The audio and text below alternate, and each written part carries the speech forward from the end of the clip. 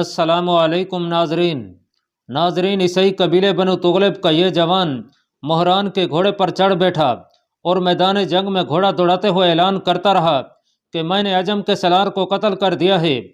किसी भी मरख ने उस ईसाई का नाम नहीं लिखा, फारस का परचम नहीं गिरेगा। ये कोई फारसी सरदार था जिसने अपना परचम फिर ऊपर कर दिया था। फौरन बाद एक और ललकार सुनाई दी, फारस का परचम नहीं उठेगा। ये एक मुजाहिद था जिसने फारसी सरदार को कत्ल और इसके हाथ से परचम छीन लिया था और उसे जमीन पर घसीटता घोड़ा दौड़ाता रहा था। उसने ऐलान किया, मैं हूं सुहेब सक्फी, ये लो परचम। उसने मसना के करीब आकर फारस का परचम उनके कदमों में फेंक दिया। इसके बाद जो कुछ हुआ वो फारस की मुंतशिर फौज का कत्लेआम था। मौरखों ने लिखा है कि शायद ही कोई फारसी इस लड़ाई से जिंदा निकला होगा। अरब के 100 गाजी ऐसे थे जिन्होंने 10-10 फारसियों को हलाक किया था, इसलिए इसे मरका बवीब कम और यौमुल अशार ज्यादा कहते हैं। इन 100 के सिवा बाकी अरबों ने 5-5 से लेकर 9-9 फारसियों को हलाक किया था। रात को भी मुसलमान और ईसाई फारसियों को काटते रहे। मोहम्मद हुसैन हिकल ने मुस्तनद हवालों से लिखा है कि तकरीबन 1 लाख फारसी, जिनमें उनके जर्नेल और दीगर तमाम अफसर भी शामिल थे, मारे गए थे। अरबों ने अपने साथियों की लाशें उठाकर दफन कर दी थीं। फारसियों की लाशें गिद्धों, भेड़ियों और गिदड़ों के सिवा उठाने वाला कोई न था।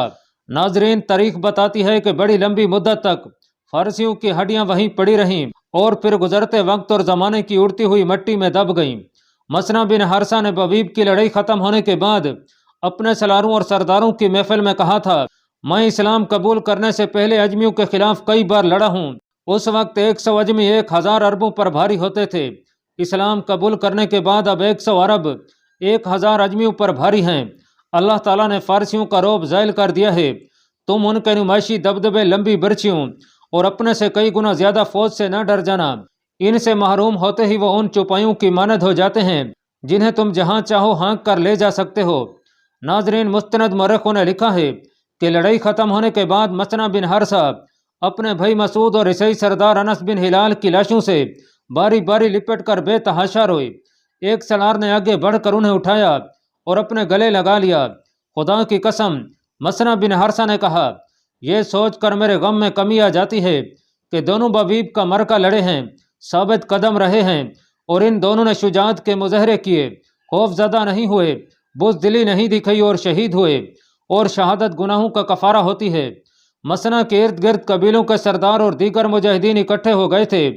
कहाँ है वो ईसाई शेर जिसने फारस के सिपा सलार महरान को कत्ल किया है? मसना बिन हारसा ने कहा। और कहाँ है वो मुजाहिद जिसने फारस के एक सरदार को कत्ल करके महरान का गिर कर उठा हुआ परचम लाकर मेरे आगे फेंका था? बनु तुगलब के एक जवान और सुहेब सक्फी को फौरन बुलाया गया। मसना बिन हारसा ने दोनों को बार बार गले लगाया।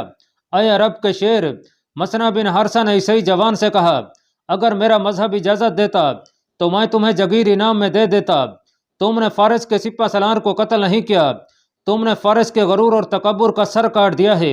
इस्लाम जगीर बख्शने की इजाजत नहीं देता। यह जमीन अल्लाह ताला की है और अल्लाह रब्बुल इज्जत का हुक्म है कि इस जमीन पर अल्लाह के हर बंदे का मसावी हक है।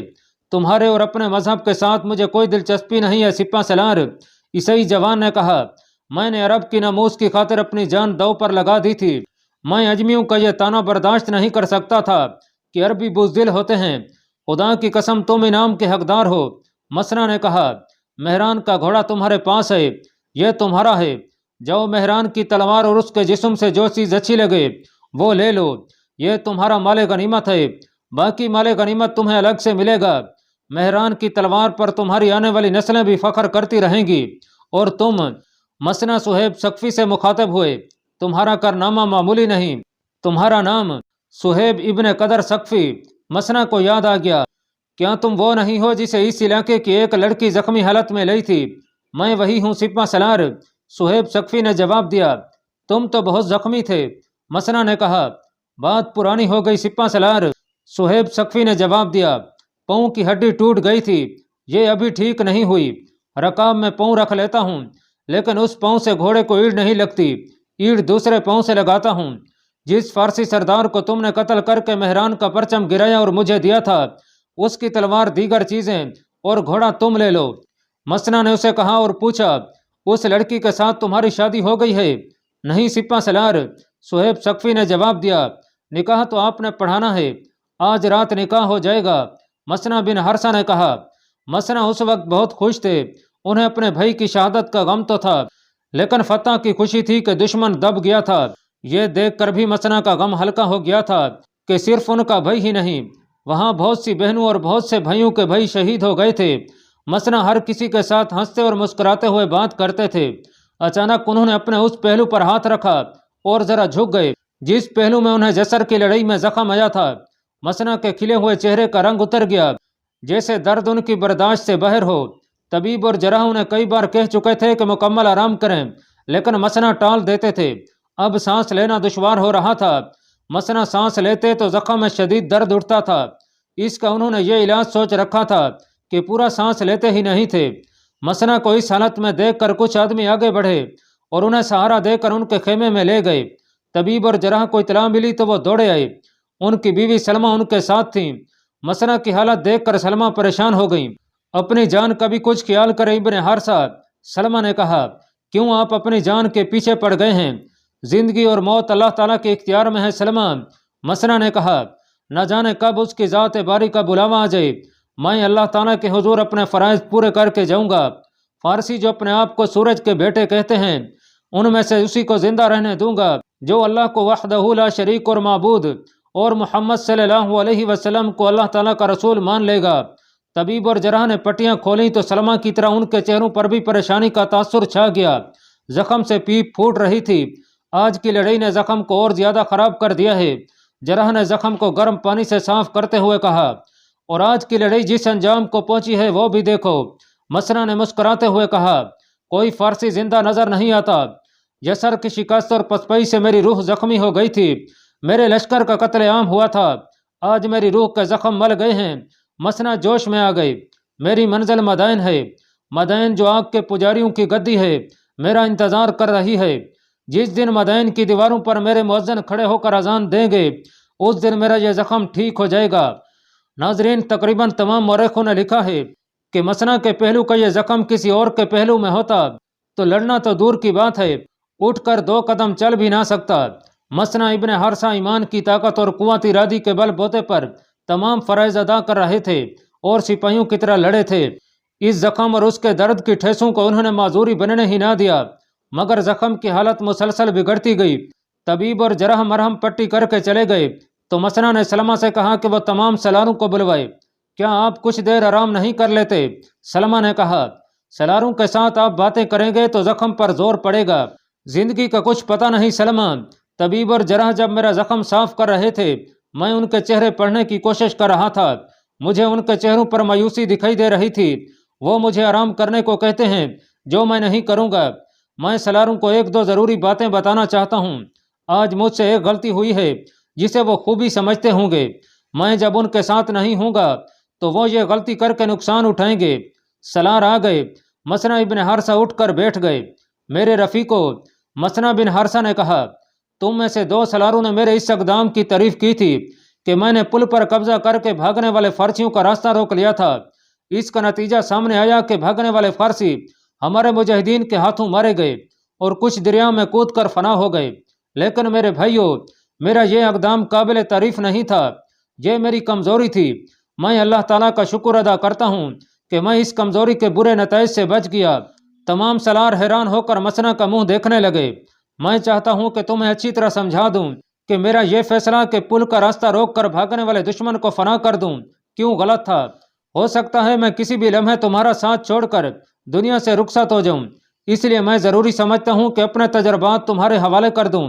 یاد رکھو، جب تک دشمن کے پاس لڑنے کی تھوڑی سی بھی طاقت موجود ہو، اس کے کسی ایک بھی دستے کو اس طرح نہ روکنا جس طرح میں نے روکا تھا۔ اس طرح دشمن زخمی شیر کی طرح پورے جوش سے حملہ کرتا ہے۔ میں اپنی غلطی کا اعتراف کرتا ہوں، تم میں سے کوئی ایسی غلطی نہ کر بیٹھے۔ دشمن کو بھاگنے سے اس وقت روکو اور مارو جب دیکھو کہ اس کا دم کم ختم ہو چکا ہے۔ ناظرین، 3 مورخوں نے کچھ اس قسم کا خیال ظاہر کیا ہے جیسے مسنا کو محسوس ہونے لگا تھا کہ وہ زیادہ عرصہ زندہ نہیں رہ سکیں گے۔ انہوں نے سلاروں کو اسی وقت احکام دینے شروع کر دیے۔ مال غنیمت بہت تیزی سے اکٹھا کیا جائے۔ مسنا نے حکم دیا اور اس کی تقسیم 1 دن میں ہو جائے۔ مال غنیمت کا 3/4 حصہ امیر المومنین کی خدمت میں مدینہ بھیج دیا جائے اور اس کے ساتھ ہی مدائن کی طرف پیش قدمی کی جائے۔ مدین کے بالمقابل سبات ایک مقام ہے، یہ ہماری منزل ہے۔ شہیدوں کی لاشیں فوراً اٹھا کر ایک جگہ رکھ دی جائیں۔ کل فجر کی نماز کے بعد جنازہ پڑھا جائے گا اور انہیں اسی میدان میں دفن کیا جائے گا۔ وہ رات کا وقت تھا جب مسنہ ابن حارثہ اپنے سلاروں کو احکام دے رہے تھے۔ اس وقت بہت سے مجاہدین اپنے شہید ساتھیوں کی لاشیں اٹھا اٹھا کر لا رہے تھے، اور مجاہدین کی بیویاں جو لشکر کے ساتھ تھیں وہ زخمیوں کو پیچھے لا رہی تھیں۔ مورخ بتاتے ہیں کہ تاریخ اسلام میں خصوصاً اور عام طور پر دنیا کی دیگر لڑائیوں میں اتنی خون ریزی اور قتل و غارت کسی لڑائی میں نہیں ہوئی تھی جتنی بویب کے میدان جنگ میں فارسیوں کی ہوئی۔ 1,00,000 افسروں اور سپاہیوں کے مارے جانے کا مطلب یہ ہے کہ فارس کی جنگی طاقت کی کمر ٹوٹ گئی تھی۔ رات کو میدان جنگ کا منظر بھیانک تھا، لاشوں پر لاشیں پڑی تھیں، ان میں وہ زخمی کراہ رہے تھے جو اٹھ نہیں سکتے تھے اور مر بھی نہیں رہے تھے۔ میدان جنگ مسیح و عریض ہو گیا تھا، یوں لگتا تھا جیسے فراز سے افق تک لاشیں ہی لاشیں ہوں، اور ان میں بے شمار مشعلیں یوں نظر آتی تھیں جیسے شعلے لاشوں پر اڑ رہے ہوں اور اوپر نیچے ہو رہے ہوں۔ بھیڑیے گیدڑ جیسے درندے بھی آ گئے تھے اور لاشوں کو چیر پھاڑ رہے تھے۔ زخمی جو ہوش میں تھے وہ کراہتے اور پانی مانگتے تھے۔ بعض زخمیوں نے کچھ باتیں بھی کیں۔ تم مسلمان لگتی ہو، مجھے مت اٹھاؤ، پانی پلا دو، میں زندہ نہیں رہ سکوں گا۔ سپہ سالار مسنہ بن حارثہ کو میرا سلام کہنا اور کہنا کہ میں جسر کی لڑائی سے بھاگ گیا تھا۔ آج کی لڑائی میں نے بزدلی کے گناہ کا کفارہ ادا کر دیا ہے۔ اللہ مجھے معاف کرے، اللہ مجھے معاف کرے۔ اور وہ شہید ہو گیا۔ اور تو نے بتایا کہ چند اور زخمیوں نے بھی ایسے پیغام دیے اور وہ شہید ہو گئے۔ لاشوں اور زخمیوں کو اٹھانے والوں میں ایک نوجوان مجاہد شداد بھی تھا جو بنو تمیم میں سے تھا۔ اس کی عمر بمشکل 16 سال تھی۔ وہ 4-5 لاشیں اٹھا کر پیچھے لا چکا تھا۔ وہ ایک بار پھر اپنے 2 ساتھیوں کے ساتھ کسی شہید کی لاش اٹھانے گیا۔ ان تینوں میں سے ایک کے پاس بڑی مشعل تھی۔ وہ فارسیوں کی لاشوں میں کسی شہید کی لاش ڈھونڈ رہے تھے۔ شداد کو کسی کی نحیف سی آواز سنائی دی، کیا کسی نے مجھے پکارا ہے؟ شداد نے اپنے ساتھیوں سے پوچھا۔ کسی زخمی کی آواز معلوم ہوتی تھی۔ اس کے ایک ساتھی نے کہا۔ تینوں رک گئے۔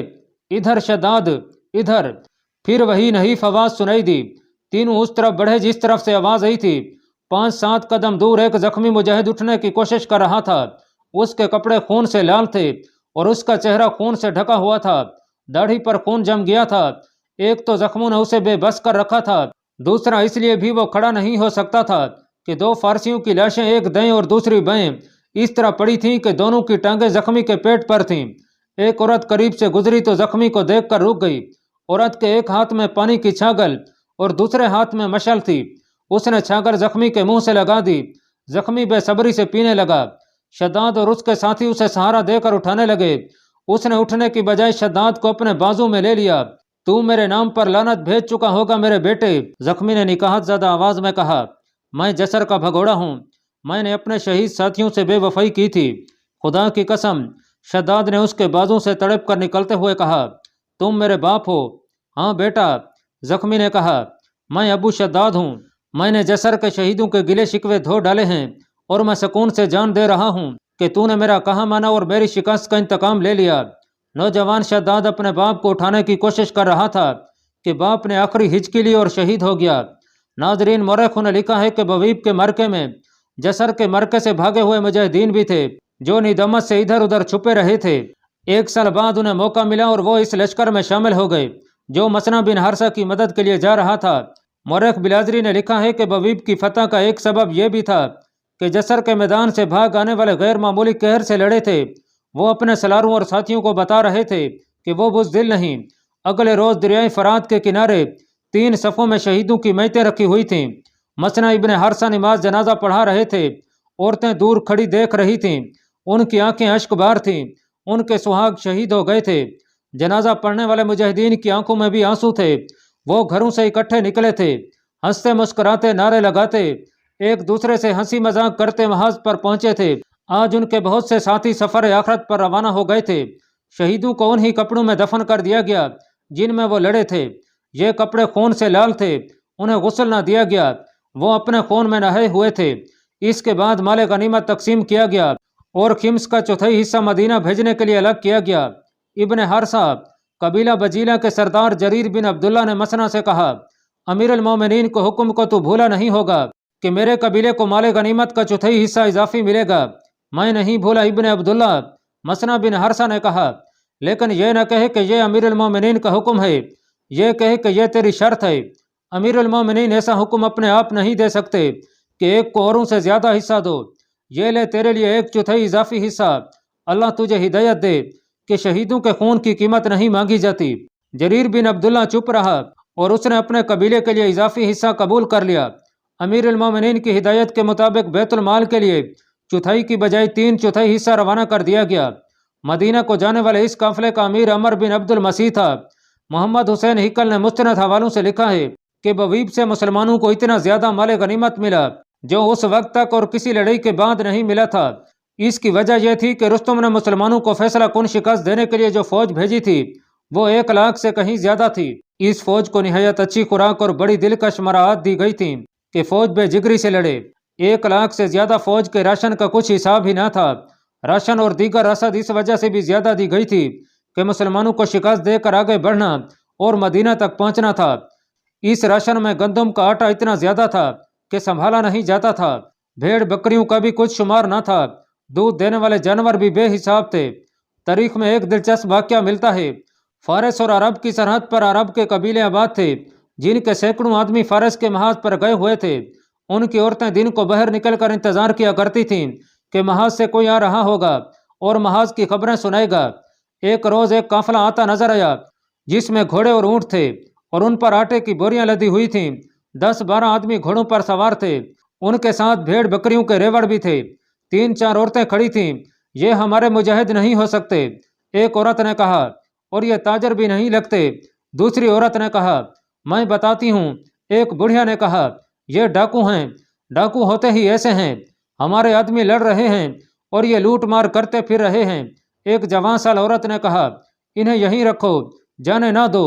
بڑھیا نے کہا، قبیلے کے مرد تو محاذ پر گئے ہوئے تھے، کچھ خالد بن ولید کے لشکر میں شامل ہو کر عراق گئے ہوئے تھے اور باقی مسنا بن حرثہ کے لشکر کے ساتھ تھے۔ پیچھے عورتیں تھیں، چند ایک بوڑھے اور بچے تھے۔ ان 3-4 عورتوں نے گاؤں کی عورتوں کو گھروں سے نکالا اور انہیں ڈاکوؤں کے خلاف بھڑکایا۔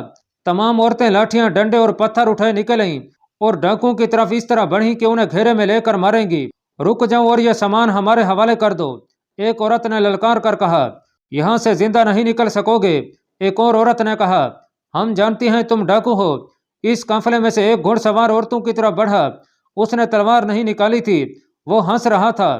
شاباش عرب کی بیٹیوں، اس سوار نے کہا، ایسے فاتح لشکر کی عورتوں کو ایسا ہی ہونا چاہیے جیسی تم ہو، لیکن ہم ڈاکو نہیں، یہ فارس کے محاذ کا مال غنیمت ہے جو امیر المومنین کے پاس مدینہ کو جا رہا ہے۔ میرا نام عمر بن عبد المسیح ہے اور میں امیر کارواں ہوں، پھر بھی تم آگے نہیں جا سکتے۔ ایک عورت نے کہا، ہمارے پاس رکو، کچھ کھاؤ پیو اور ہمیں محاذ کی خبریں سنا کر آگے جاؤ۔ مال غنیمت کا قافلہ رک گیا۔ گاؤں کی عورتوں نے ان سے محاذ کی باتیں سنیں اور ان کی تواضع کر کے آگے جانے دیا۔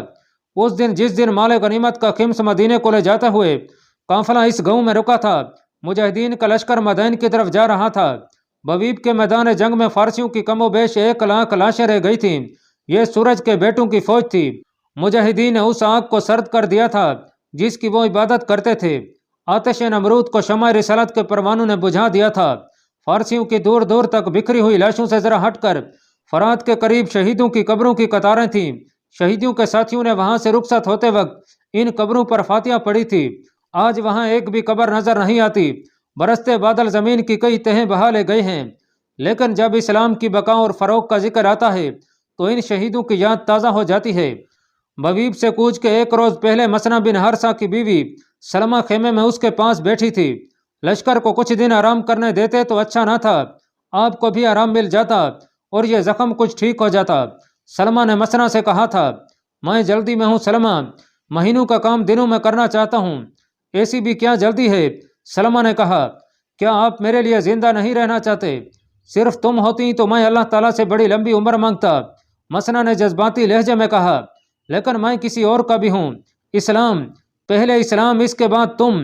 میں اگر ان فرائض کی تکمیل کے لیے جو اللہ تعالیٰ نے میرے سپرد کیے ہیں لمبی عمر مانگوں تو اس کا مطلب یہ ہوگا کہ میں شہادت سے ڈرتا ہوں اور پھونک پھونک کر قدم رکھتا ہوں۔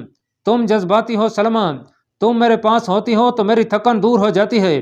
تمہارا وجود میرے لیے اللہ تعالیٰ کا انعام ہے۔ لیکن سلمہ، ہم سب اگر جذبات میں الجھ کے رہ گئے تو اللہ کے دین اور اللہ کے رسول صلی اللہ علیہ وسلم کا نام لینے والا بھی کوئی نہیں ہوگا۔ میں آپ کو اپنے جذبات کا قیدی کبھی نہیں بننے دوں گی۔ سلمہ نے کہا، بس اتنی سی بات کہتی ہوں کہ آرام کریں، زیادہ سے زیادہ 8-10 دن۔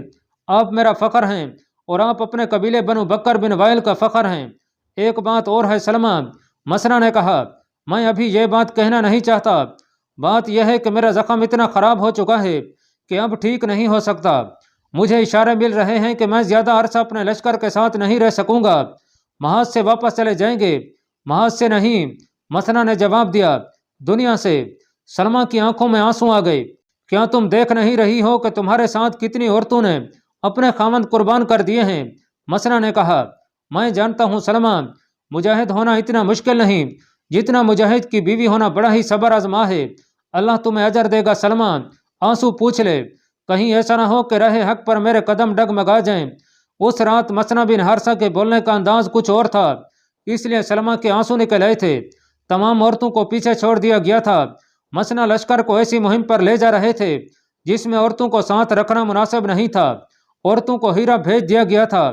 مجاہدین کے لشکر کی یہ پیش قدمی طوفانی تھی، یہیں سے تیز و تند سیلاب کہیے، جس کے آگے نہ کوئی شجر کھڑا رہ سکا نہ دیوار، سب کچھ خس و خشاک کی طرح بہتا اور ڈوبتا چلا گیا۔ مسنا نے اپنے لشکر کو جو منزل دی تھی وہ ایک بڑا قصبہ ساباد تھا جو مدائن کے بالمقابل تھا۔ راستے میں جو بستی آئی اس سے فارس کی فوج پہلے ہی نکل گئی، جس کی وجہ یہ تھی کہ ببیب سے بھاگے ہوئے گھڑ سوار فوجی مدائن کو جاتے ہوئے ہر بستی میں دہشت پھیلاتے جاتے تھے۔ یہ آواز ہر جگہ سنائی دی، پھر عرب کے یہ مسلمان انسان نہیں ہو سکتے۔ مدائن سے تو 1 لاکھ اور کئی ہزار فوج گئی تھی۔ 1 لاکھ! اکثر لوگوں نے حیرت سے کہا، کیا انہوں نے ہماری 1 لاکھ فوج مار ڈالی ہے؟ وہ آ رہے ہیں۔ یہ ایک شور تھا جو ہر اس بستی میں اٹھتا تھا جس طرف مجاہدین کا رخ ہوتا تھا، اور اگر وہاں کوئی فوجی ہوتا تو وہ سب سے پہلے بھاگتا اور لوگ بھی بھاگ اٹھتے۔ ناظرین، تاریخ میں 2 بڑی بستیوں کا ذکر آتا ہے جن کے متعلق مسنا بن حارثہ کو اطلاع ملی کہ یہ تاجروں اور دیگر کاروباری لوگوں کی بستیاں ہیں، اس لیے وہاں مال و دولت کی فراوانی ہے۔ مخبر نے یہ بھی بتایا کہ ان دنوں وہاں میلہ لگا ہوا ہے۔ مسنا نے اس میلے پر حملے کا حکم دیا۔ مجاہدین کا لشکر برق رفتاری سے پہنچا اور میلے کو محاصرے میں لے لیا۔ وہاں فارس کی فوج کے دستے موجود تھے، انہوں نے مقابلہ کیا، لیکن فارسیوں کے لڑنے کا انداز بتا رہا تھا کہ وہ پسپا کرنے کی نہیں بلکہ جانیں بچا کر نکلنے کی کوشش کر رہے ہیں۔ لڑائی کے دوران تاجر اور میلے میں آتے ہوئے لوگ مال و اسباب چھوڑ کر بھاگ گئے۔ پھر فارس کی فوج میں سے جو بھاگ سکے وہ بھاگ گئے، باقی مارے گئے، اور شام سے پہلے پہلے مسلمان ان بستیوں میں داخل ہو گئے۔ ایک کا نام خنافس تھا اور دوسری کا ابنار۔ ان دونوں بستیوں اور میلے سے بیش قیمت مال غنیمت ملا۔ مسنا کا اگلا ہدف بغداد تھا، جو اس دور میں شہر نہیں بلکہ ایک بستی تھی۔ مسنا کے لشکر نے بغداد پر یلغار کر دی۔